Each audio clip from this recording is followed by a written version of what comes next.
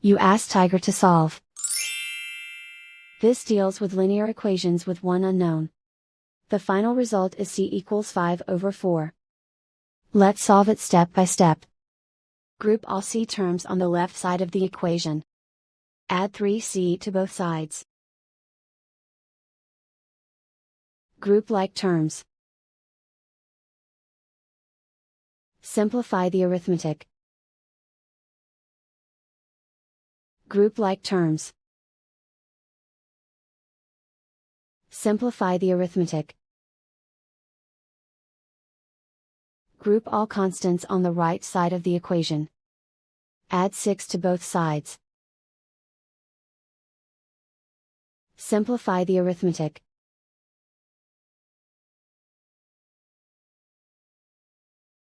Isolate the c. Divide both sides by 8. Simplify the fraction. Find the greatest common factor of the numerator and denominator.